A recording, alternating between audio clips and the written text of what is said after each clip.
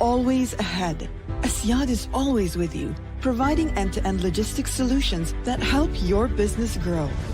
Always adaptable, from e-commerce fulfillment and inventory management to last-mile delivery. Always available. As Oman's leading warehouse provider, our extensive network offers storage and distribution for dry, ambient, chilled, and frozen goods. Always advancing. Our global freight forwarding network reaches over 90 geographies across 6 continents, offering faster and more reliable freight forwarding solutions via land, air, and sea. Always assured. Our integrated systems provide end-to-end visibility and real-time tracking, seamlessly integrated with your business.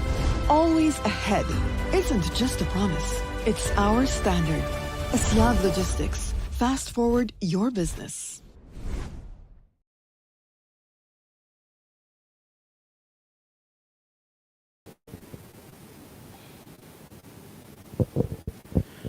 Assalamu alaikum everyone. Good morning and welcome and thank you for joining us for today's webinar. Today's webinar is going to be about managing cyber risk in the logistics ecosystem. My name is Mohammed Al-Raisi. I am the subject matter expert on maritime cybersecurity here at Asyad Shipping, and it is my privilege to guide our discussion today as your moderator. So, a brief introduction. Cybersecurity has become more central to trust and efficiency across modern logistics networks. As technologies advance across ports, shipping, operations, and financial systems, they bring new capabilities, but also new threats. a single breach can have serious domino effects across interconnected partners, which makes strengthening collective resilience and the exchange of security expertise even more crucial than ever before. Joining me for our discussion today are our guests, Dr. Yahya Al-Hadrami, Information Security Operational Technology, OT for short, expert at Asyad Group, and Faisal Al-Tobi, the lecturer at University of Technology and Applied Sciences, as well as the lead instructor at Advanced Cybersecurity Academy. Welcome, gentlemen. It's my pleasure to host us today. So, would you like to give a brief introduction about yourselves? Just real quick? You did a great job. Thank you. All right. Yeah. So let's start with one of the first questions, one of the first of the many burning questions we have. How has cybersecurity evolved from being an IT concern to becoming an operational cornerstone? I think this question, Dr. Yahya, would you like to weigh in? Before everything, thank you for the invitations, and it's actually a pleasure to be here around renowned experts in the fields. In regard to information, also let's say cybersecurity, when it comes to identifying it as the IT only problems, in realities, cybersecurity, we love to say in cybersecurity that it is everyone's problems, from top level management to all employees. Usually, it's a collaborative work that actually happens between every entity within an organization. If we look, for example, in the modern logistics sector, shippings, warehousings, operation fleets, all of those interconnected, let's say, technologies are actually. Let's say they are not. Due to the digitalizations, we see that the logistics sector is actually not far away from other sectors. For example, in medicine, in engineering, in whatever it is. So we are not behind in that terms. But what we are trying to say here is that most of our operations are actually being digitized. We moved a long time away from the manual operations, and we are right now. Most of our operations have been digitized. And we don't say this is out of just only risk awareness here. We are saying it in a way that we want to ensure that we have, let's say, a secure environment. So to put things on perspective, most of our operations right now are actually connected through digitized networks. Most of those networks, when you add to them also the operational technology, you will notice that another levels of risk have been added into the mix. Now, this is a reality? Is this like cyber threats into digital wars can actually hinder the activities in the logistics sector, for example? Again, this is not just only a theoretical comprehensions, or this is not just only a risk-based awareness that we are trying to say, okay, threat are real. Threat already actually happens in the logistics sectors. For example, if we look what happens, for example, in transit in South Africa in 2021, and the impact it actually, everyone's felt it, especially people working across all industries, agricultures, manufacturing, and it was due to disruptions into an IT information sectors. So when we say that threats are imminent, the threats are real, it actually have happened before. And just to give you a scale how things went with the transit attack, for example, the ransomware attacks, we have seen that even the small farmers or the small retailers in South Africa was actually affected due to that ransomware. Actually, transit itself, for example, it was forced to declare what we call it force measures. Force measures, actually, usually you don't declare it unless there is a catastrophic effect within the country, within the organizations. You cannot fill your obligations to the business. But due to that cyber incidents, we see that it was weighted as a cyber, let's say, a catastrophic event, like an earthquake, for example, or a storm or something like that. So yeah, daily operations of technology, we have moved way ahead in terms of adopting to technologies. Therefore, cyber risk is actually a real thing, and it can happen anytime. Now, it's the matters of not when the cyber threat is going to happen. It's the matters how are you going to react. This is why you have to build a resilience business within your organizations. Again, this is actually goes across all the spectrums, from top management to employees to vendors, to contractors, to everyone who are involved in that whole loops of circles of business. Yeah.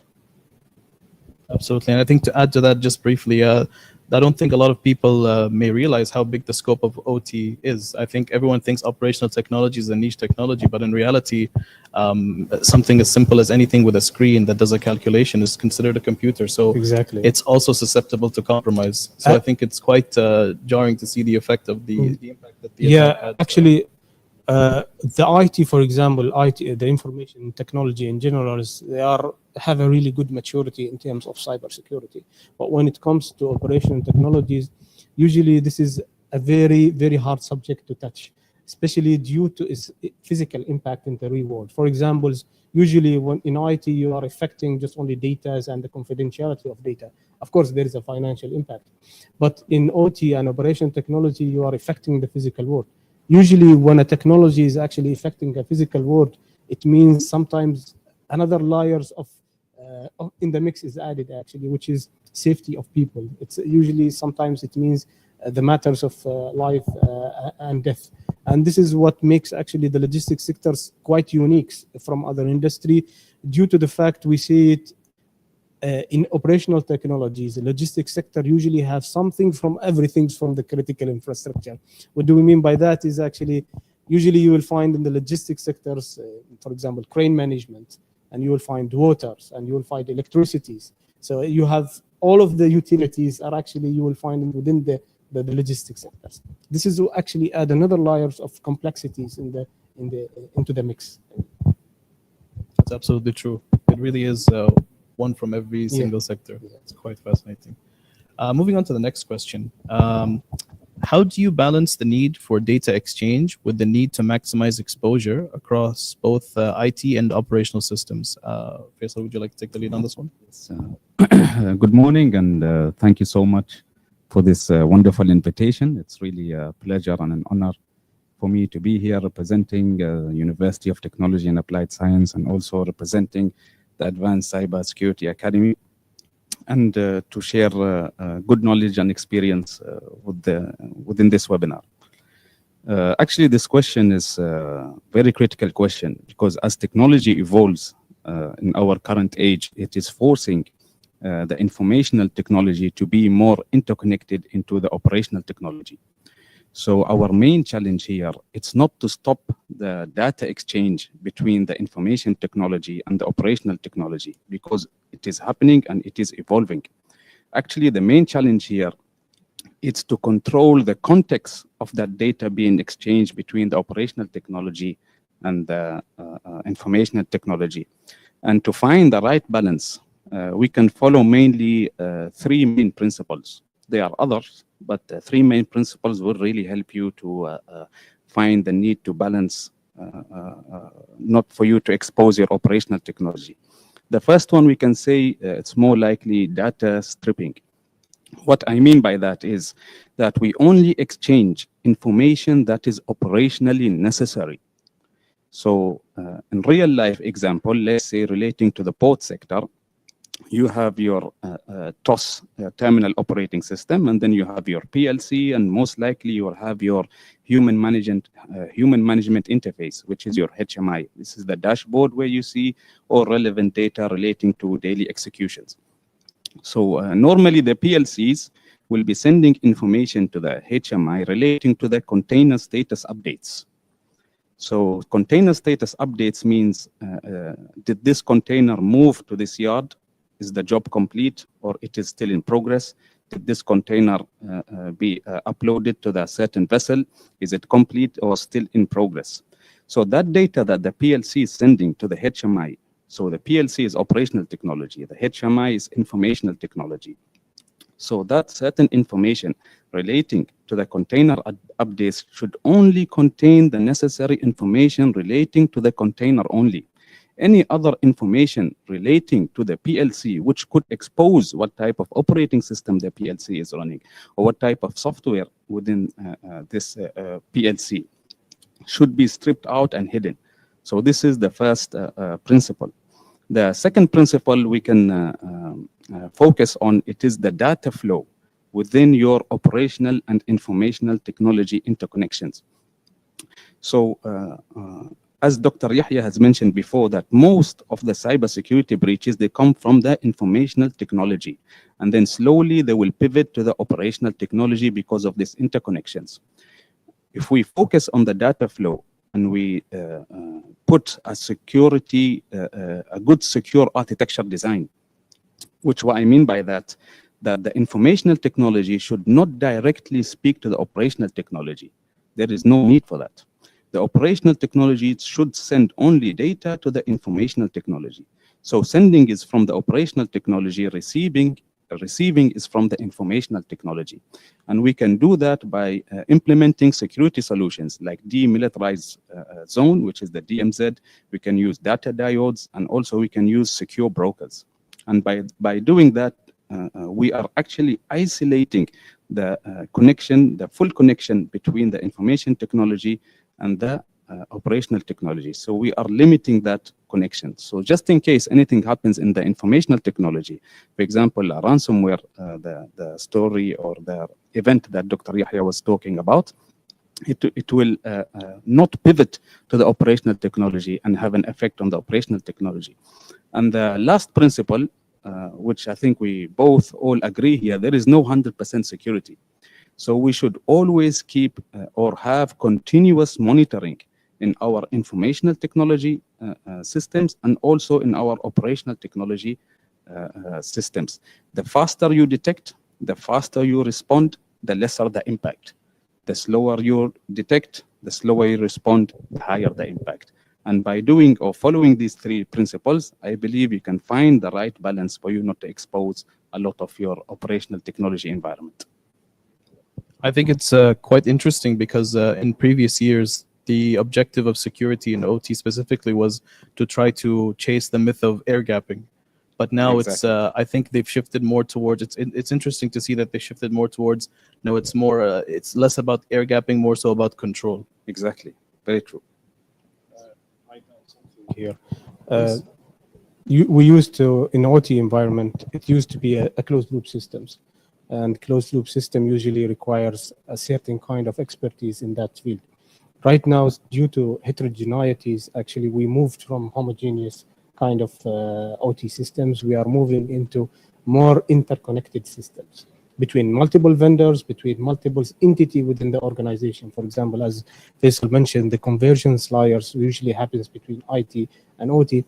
It's not about only operational technology data that have been transmitted into the information technology. We are talking about information that actually helps the business grows and thrives. This kind of visibility in many businesses right now, it's actually a must. And this is why the full air-gapped environments, it's not happening in the next few years. It's actually, it will be more interconnected systems. Now we see OT systems that are actually connected to the cloud.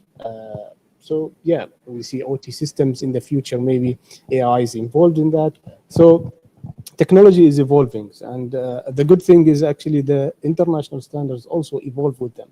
They understand the risk that actually comes with this kind of technology. For example, in the IEC 62443, when IoTs was a thing and started to emerge into the OT and operational technologies, IEC 62334 actually embedded their own controls within the standards itself. Again, there is no one standard that can fit every organization, but at least you have the baseline and the foundations that carries you as an organization to better secure your organization. It's always easier to start when you have at least ground to start from. Exactly. Fascinating. All right, so let's say with so many partners, contracts, and touch points, how does Asyad embed cybersecurity and compliance expectations directly into its digital and contractual relationships? Dr. Yahya, would you like to add, since it's relevant to your point? Well, in that point specifically, again, we go back into the foundations, how you build your foundation within the organization itself. A governance frameworks helps you actually to embed all of those kind of contractual relationships between different entities with any organization, not in Asyad.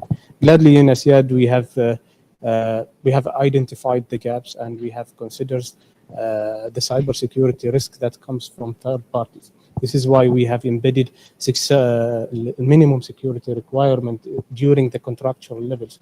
Again, this is not just only an IT problems, even business involved in that relationships. Procurement is actually involved in this kind of assessment when it comes to vendors and their managing their risks. Also, adding clauses to the contracts in regards to the right to audit, for example, within the contracts that where a major technologies, for example, projects has been in the project gating process. Usually, you will add the clause which is the right to audit for that kind of a project. This actually gives you the upper hands in terms of auditing your vendors and understandings what are they doing in terms of either they having proper cybersecurity framework implemented in place. Does they have continuous monitoring? They have good SLA agreements between the different parties. This is why in ASIAD these kind of clauses has to be added into the contract, and have been added. Therefore, another mandates that have been mandated from the regulators, it's actually what we call the ICV, in-country values. The in-country value, for example, it helps to some extent actually monitors how we deal with the vendors and the third parties, where Omanis have to be involved in the organizations and stuff like that. So we see that in ASIAD specifically, we have added multiple clauses into the contracts. We also do our own risk assessment when it comes to vendors during the project gatings or the project onboardings.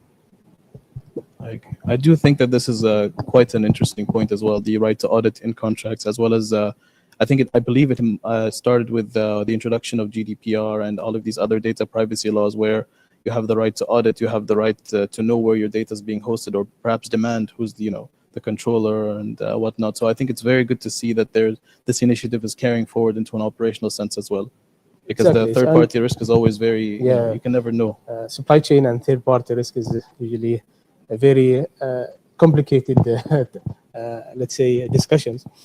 Specifically, it doesn't involve only the organization or the business or the corporate. Also involves the countries that you are living in and its regulations, how it handles the cybersecurity risk from third parties. So at least you have to do your due diligence from the organization perspectives and do the right, embed all of those kind clauses into the contractual levels. And to be honest with you, all of those kind of contractual levels clauses already been defined in the international standards, in the ISO 27001s, in the IC 62443s. So we should just adapt it, try to build something that relates to your organization. Again, we don't want to bring all of those frameworks and embed it in an organization without an actual business need for them. But in realities, you have to adjust them and adapt them to your organizations. Maybe I can add a little bit into that also. Please. Because managing the supply chain or contractor risk is very critical. It's a very sensitive topic. But also what could help here is if we focus on a well-written SLA, which is a service level agreement, and also a non-disclosure agreement between the two partners. This also could help to reduce that the risk in the supply chain between the contractor and the customers. Yeah. Absolutely. That way it leaves no room for the wondering who's accountable. Everything is set and predefined. So let's say when you run a real simulation with a full team in the room, what are the first cracks that tend to appear in their response process? And why do these cracks stay hidden until people face a live scenario? Faisal, I think.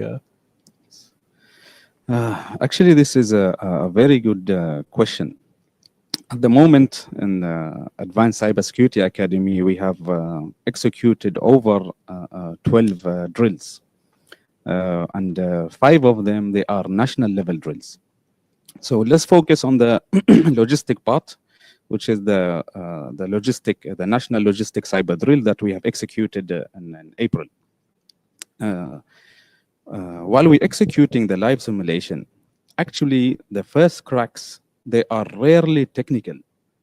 The first cracks that we have noticed, it is actually the coordination cracks. within the teams, within the entity itself. So I would like to list three most common gaps that we have identified while we are running the cybersecurity drill simulation for the logistics sector. The first gap, it is role confusion. So in each team, you have around 4 to 5 individuals, each individual with his job role. For example, we have an OT expert, we have a cybersecurity incident responder, we have also a social media representative, and then we also have a team leader. So the team leader, normally, he is the one who makes the final decisions, which we call the critical decisions. So each individual there, they have a specific job role. While running the simulation, and then we start executing the cyber attacks, we have noticed that some of these roles, I don't want to mention actually which role it is. I don't know why. Is it because they are nervous, or they are shocked, or they are under pressure, but somehow they forgot the actual role? So we see them coming up to us. They're like, okay, we witnessed there is a cyber attack. Our dashboards are blinking red with alarms, but what shall I do now? Okay, you are maybe an incident responder. What's your job? Maybe analyze. What is the root cause of the problem? Communicate with an OT expert. Maybe it's an OT issue. Check the logs and analyze them. And then take whatever analysis you have done from the network, and then maybe pass it to the team lead to brief him about what is actually happening. So, and then the team lead will make the final decision. But we see there is a loss of coordination and communication between the teams because of the way we design these simulations is we put them under pressure. We start escalating the pressure slowly. So first, maybe you will notice a small alarm. And then second, you will see more alarms are popping up, and now with noises. And then next, maybe you will see a ransomware screen popping up on your laptops and on your computer. So we are escalating the pressure. And we also have a social media at the side, where people starting to post social media posts and hashtags, or report whatever's been hacked, and all the operations is going down. So and emails from the authorities. So we see a lot of pressure is building up through the scenario. And every scenario we runs about 6 to 7 hours. So the role confusion is the first gap that we always have noticed. Maybe it's because they are under pressure, or maybe they tend to think that they know their role very well. But under a real simulation where a cyber attack happens, this is where you identify role confusion gaps. And somehow they can take that into their lessons learned to understand what is their proper actual job role. The second gap that we have identified during our simulation, it is actually a communication bottleneck. So over there, in one scenario or one simulation, we have more than 5 entities, critical infrastructure entities relating to logistics. And 5 of them, they are facing exactly the same attack, but at different times. So normally, the practice is to communicate with the other entities, to let them know that we have identified, or we got a cyber attack or a cyber crisis event, something like that.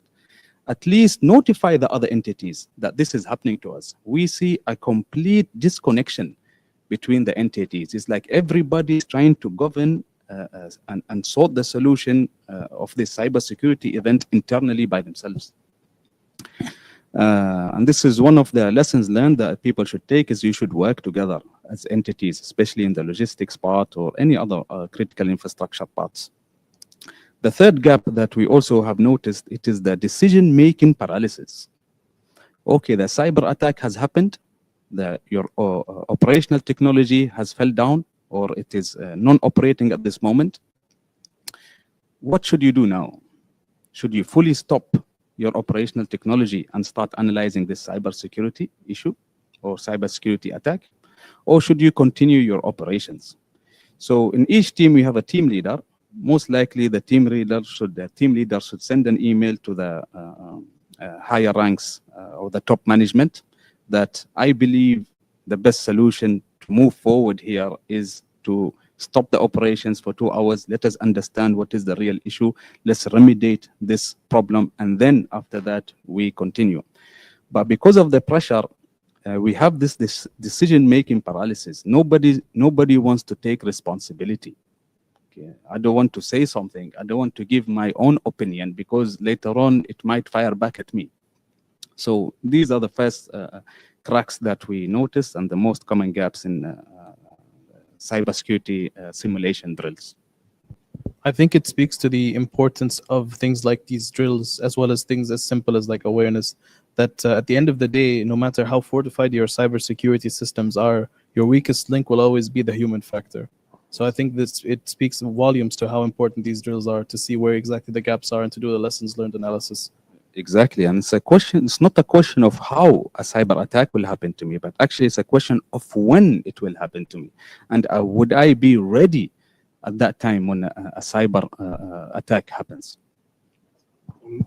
I can add to this is actually when we look into simulation drills like this one, is actually it brings all the teams from different departments from into the mix, and as Faisal said, is actually it allows you to have a glimpse of how a cyber attack actually happens. Now, whatever lesson learned have been done in that drills have to be reflected into the organizations, and it's always a good practice to do within the organization a functional drills. These functional, either partial functional drills or full functional drills. Usually full functional drills are a bit complicated to do because in some cases they impact the business. However, partial functional drills is actually essential in a way that help you, your crown jewels are actually have been identified, you know them, and how are you going to mitigate in case of an incident happens. Incident response, usually a very complicated and collaborative process. It's not about just when you usually form your incident response team, it's not about forming just only technical people. Usually you will have people from communications, from top management, from safety, if it's an operational technologies, usually from the top management will be involved. So yeah, you have to have these kind of functional drills to help you at least mitigate and build resilience within the organizations, due to the fact, as Faisal said, it's not the matters when it's going to happen, it's how are you going to react in case something happens within the organization. Well said. I think it's always easy to say to trust the process, but you have to verify before you trust. So, well said. So what mechanisms or frameworks help ensure that each subsidiary meets the same cybersecurity benchmark and that gaps are detected early rather than after the incidents occur? As I said before, it's about building the foundations.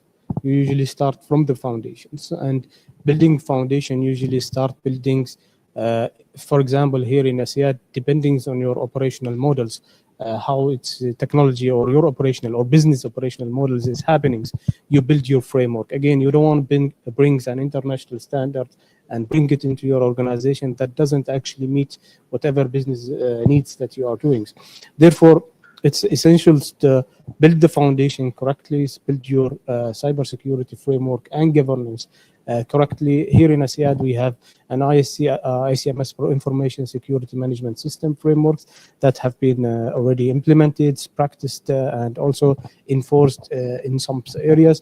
Also, we have in the operational technology, the OT governance programs that also is going to be implemented in the operational technologies.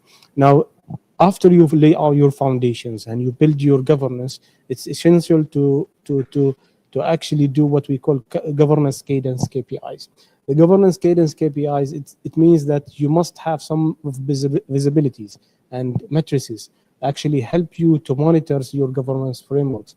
It's not a matter of a compliance-based building just only a governance framework for compliance reasons. No, it's about the risk assessment-based framework that allow you to report to top upper management in case of about the risks, and inform them about that, allow them later on to make the right decisions about this kind of risk.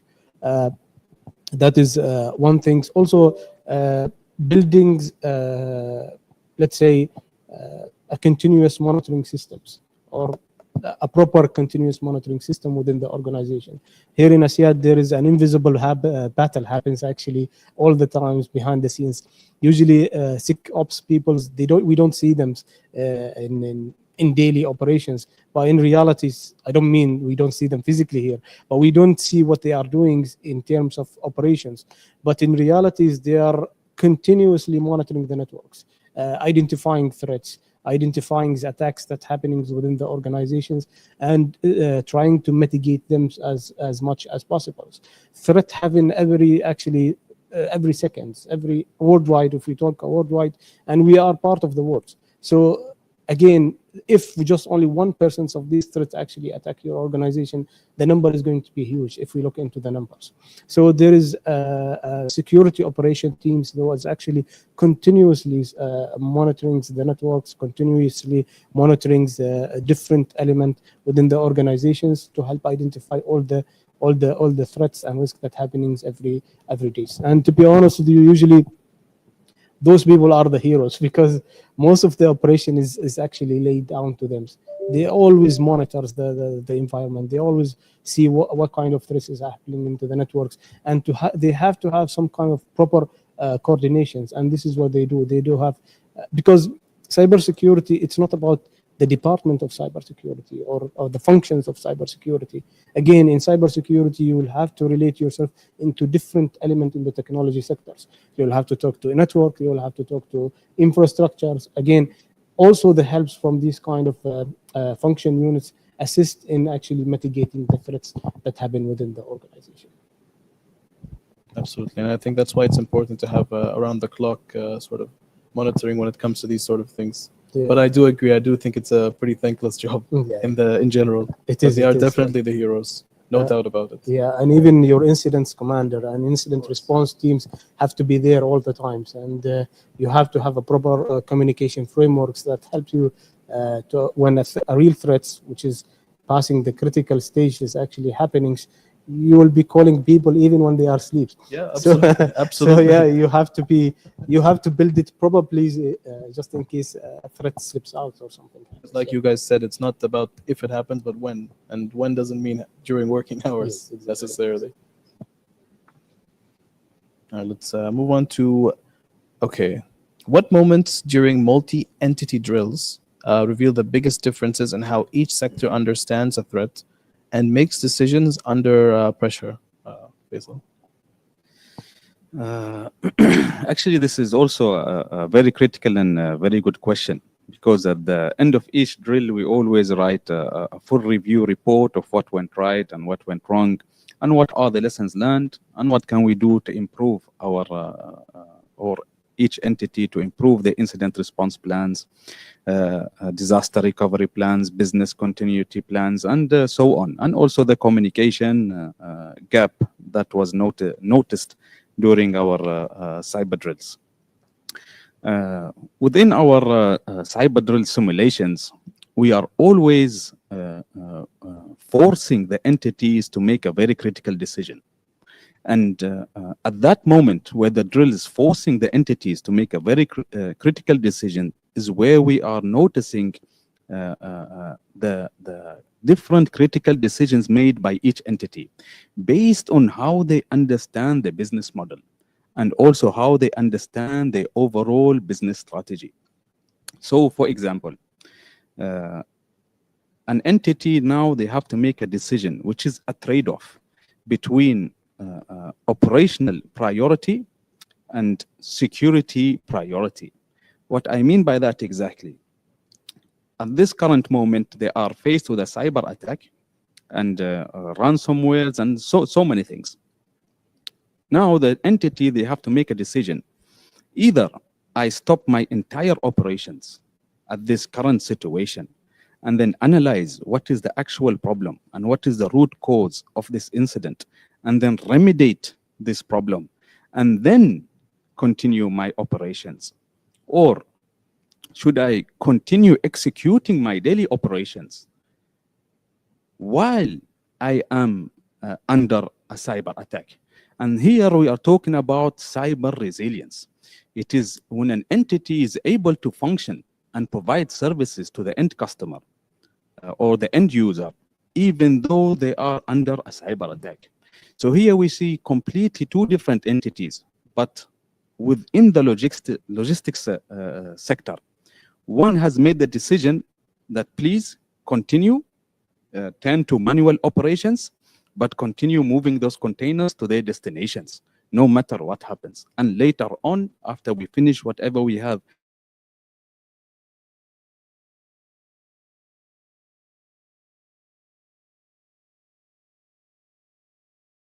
stop the entire operations.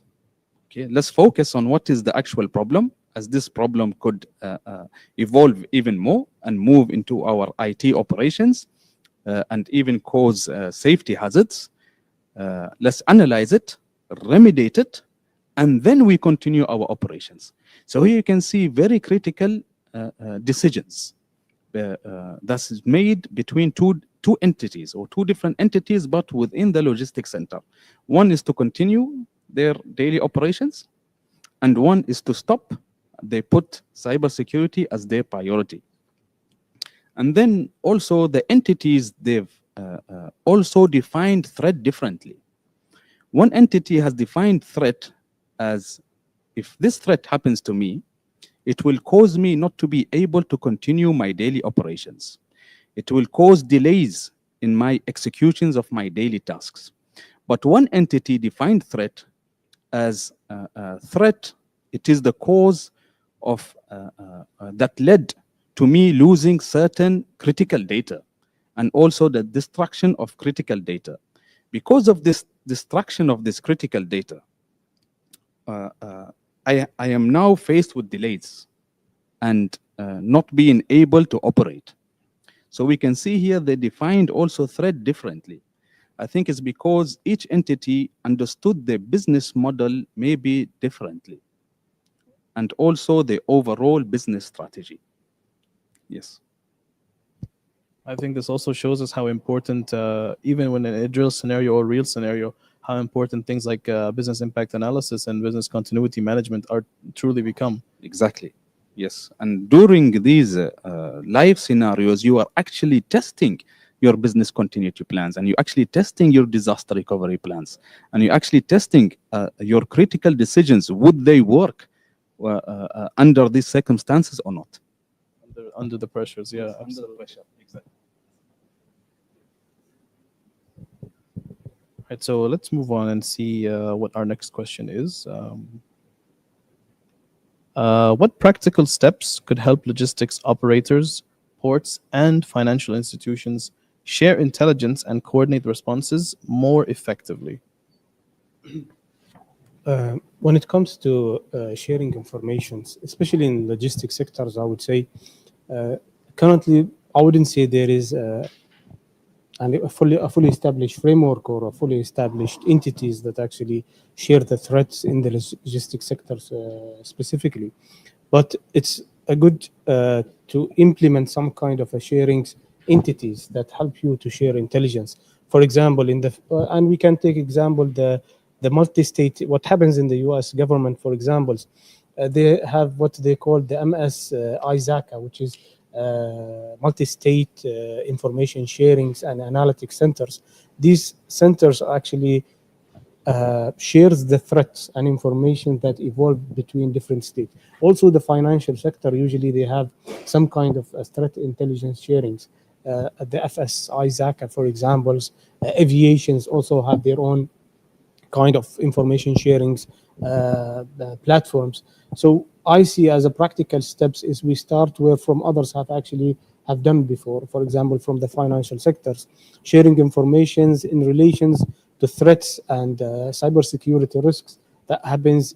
Maybe, for example, let's start with the GCC in the logistics sector, for example. It's building this kind of an entity that allow you to actually share information between different entities and sectors within the logistics sectors, for example. This is going to be a really good steps in terms of identifying the risk, identifying the threats happenings within the regions, allowing other entities to actually take measures before the threat actually hit their environments.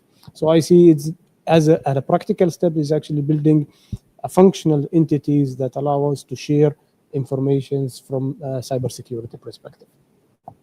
I think this is an initiative that's long been ongoing, but the biggest problem that seems to occur is nobody's willing to disclose due to the reputational cost. Because if it impacts your reputation, it impacts the business and it impacts your, financially directly. I agree, but like usually in information sharing, you don't have to disclose what kind of entity have been hit or what kind of countries have been actually targeted. At least start sharing the intelligence, IOCs, TTTP, regarding the threats that are actually happening, at least in the regions. You can start with the GCC, for example. You don't have to disclose all of kind of informations in relating to the organizations. But I agree with you, that's the hassle, that is the resistance happening. Usually, most of organizations are hesitant about sharing their lesson learned from that impact, or let's say the information happens within the organization. Absolutely. Moving on to our next question. What does it take to make cybersecurity part of daily behavior, especially in sectors like logistics where physical operations still dominate? This is also a very good question. And I've been asked this question so many times. In Advanced Cybersecurity Academy, the courses that we deliver to our attendees, we always tell them cybersecurity should be applied everywhere and by everyone.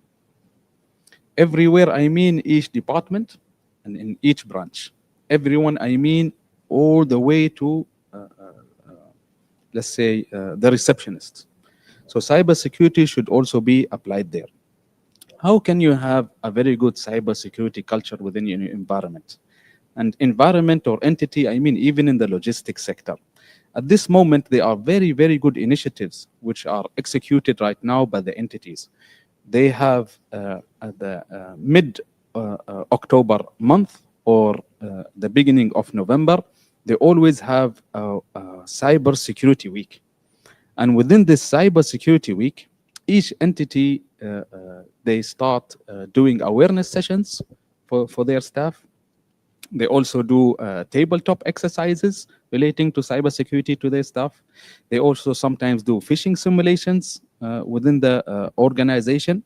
And all these, the entire week, which they call the cybersecurity week event, it helps give people the knowledge and how critical cybersecurity is, and how one mistake from a human error could lead to a cybersecurity disaster, and how each person is responsible for his own cybersecurity, and he is also responsible on his behavior. If you receive a phishing link, you should be capable to identify that this email is actually suspicious, and me clicking on this link could lead to a disaster inside the organization. So having these practices, doing daily awareness, doing the cybersecurity week, participating in drill simulations that will somehow mimic a real life situation, cyber attack, all this could at the end develop and create a very good cybersecurity culture and maturity within the organization. Adding to that is actually a good start point, also laying out your foundation from governance perspective. Also, you have an asset inventories about what you have within the organization. You cannot protect although this is actually initiated from cybersecurity perspective, but usually when you have asset inventory, it makes it less complicated for other departments like the help desk, the networks, and other entities within the technology sectors to identify the problem and isolate it. If you have, for example, network segmentation, which is usually it's usually mandated from cybersecurity, usually helps even when a cyber threat happens or cyber attacks happens, usually help you to segregate the networks to allow you to have more flexibility in fixing problems in that specific sectors, rather than actually having a flat network that affects the entire organization and making most of our life miserable, actually. So yeah, these practical steps that usually initiated from cyber security assessment or cyber security maturity assessment, it's a practical ways of helping you into your day-to-day operation. We actually have a few questions from our audience. The first question, while deceptively short, I think is a very complex one. In terms of cybersecurity, what do we need to safeguard logistics? I think it's a very loaded question. It's not as simple as it's. Yeah, I think Thank we, you. we have answered it through the sessions. But what would you say are like the important, let's say, top 3 things? I would say building governance frameworks. At least you understand what you are building within your organizations. It's the matters of practicing cybersecurity without proper governance is quite complicated and actually can lead to multiple holes within the organizations. So start with governance, building a cybersecurity frameworks, have a continuous monitoring, always have a continuous monitoring. And the last thing is capability buildings within the organizations, training your employee, your staffs. Again, cybersecurity is a culture. It starts from the top downs. So most of your employees within the organization should understand cybersecurity and their associated risk. Great. We have another question from the audience as well. Many incidents begin with simple human mistakes. Based on your personal experience, what culture shifts are most urgent to strengthen day-to-day cyber awareness across the value chain? Repeat the question again, please. Sure, yeah.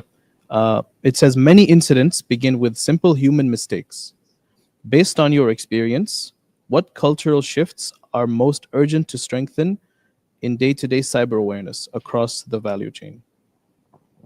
It's actually a very good question. We have spoke about how to create a very good cybersecurity culture within the organization or within the entity. And it doesn't matter which entity we're talking about, financial, logistics, academic, whatever it is. End of the day, executing this cyber awareness sessions and initiating projects like the Cybersecurity Week, which is on, like I said, end of November and beginning of November and end of October, it will help raise this cybersecurity culture within their minds. And putting the responsibility on the human for his errors, okay, could also help reduce these human errors. Because humans are prone to errors. And the weakest link within the cybersecurity chain, as we always say, it is end of the day the human. But if he is not held accountable for his mistakes, he will keep repeating these mistakes again and again and again. But if you put the responsibility on the end user or on the human, that it is because of the lack of your awareness, the lack of your cybersecurity maturity, you are the one who caused this problem. You are the one who caused this incident. Because as an entity, we do awareness sessions, we send you weekly emails, we send you, we do phishing simulations, we run, we initiate projects like cybersecurity weeks, but you still made this mistake. It means either you are not taking cybersecurity seriously, and this mistake happened because the lack of your awareness and also sense of responsibility. Add to what Faisal said is actually we have to be creative in even building our awareness programs. For the programs, you can microdose it in tiny doses of either short videos. Usually we have seen now awareness have evolved right now where VR, for example, have been involved. We are trying to raise the culture as much as possible, and whatever defense layer you build within your organization, multi-defense layers, still humans are going to be the weakest link in that chain, the whole chain. So I think being creative in building awareness programs, doing micro dosings of awareness sessions, building functionals, awareness drills, it will help you to actually mitigate a lot of risk coming from the human factor. I do think it's a very interesting balance, a very difficult balance to strike between holding them accountable and not dissuading them from reporting incidents in the fear of being reprimanded. So it's you have to be tough but fair situation. Clarify for the don't want to, point and laugh at them, as they say. But exactly across that also, it's also end of the day, it's ethical. You've clicked on a phishing email. You not reporting, you have just, what do I say? You have just made this security incident even larger and greater, and the higher impact it is. you reporting it as fast as possible, it's even good for you because it shows that you have somehow sense of awareness and also sense of responsibility. Absolutely. So don't be afraid to report anything that might be a cyber incident. Our third question from the audience is, can you explain the biggest cyber risks facing supply chains today? I think you could also mention maybe an example of a previous attack where this would have happened for frame of reference, because who knows what the next attack tomorrow will be, but we can learn from yesterday's mistakes. Yeah, one of the threats or one of the cyber attacks that happen within the logistics sector, which is usually considered as the 9/11 of for the logistics sector, is what happened as in Maersk, for example, as an as ransomwares, where actually the office in Ukraine have been affected through third parties by ransomware, and the effect actually cascaded to most of the Maersk servers and endpoint. They are saying about 4,000 servers have been affected, 45,000 end computers have been also compromised. But again, threats can come from different directions, from third parties, from human, from insider threats. But I see that supply chain, third parties risk is actually one of the top risks I see in the supply chain sectors.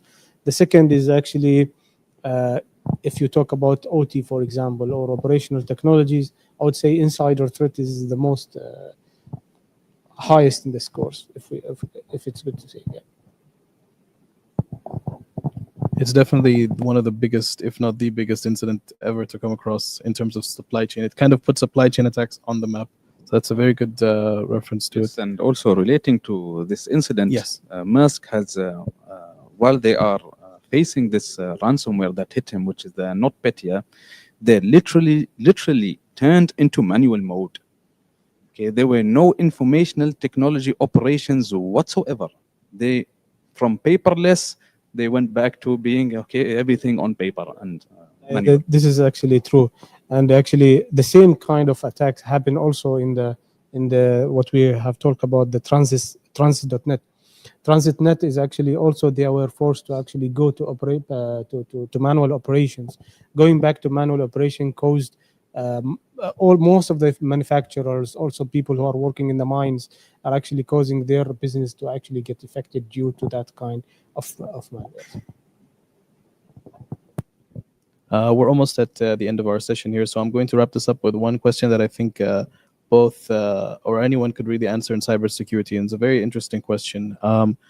It says, which cybersecurity domains will remain critical even as artificial intelligence or AI tools advance?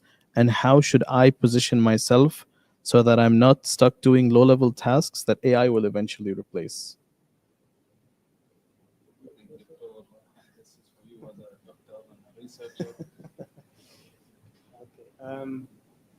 This is a very interesting question. 2 years ago, I have been saying that people who are who are working in the SOC environment, specifically in level 1, for example, they will face a huge issue in terms of, let's say, because of AIs. We are seeing now a fully automated SOC environment, although they have not hit the market yet in a full force, but it's going to happen. And so you have to adapt to that kind of evolutions. Basically, technology evolve, and you have to evolve with it. What does that mean? From cybersecurity perspective, it means you have to learn how AI works. At least you have to slow it down a little bit in terms, even though if it's going to hit level 1, for example, in the SOC environment, you have to understand it, because later on you will be supervising these kind of AI technologies. So I think we are evolving across all domains from cybersecurity in terms of AI adaptations. We've seen fully automated penetration testing and red team activities have been done through AIs. SOC environment have been fully evolving to integrate AIs. So I would say, as a recommendation, is actually understand how AI works, try to evolve with it, and understand how you're going to supervise it in the future.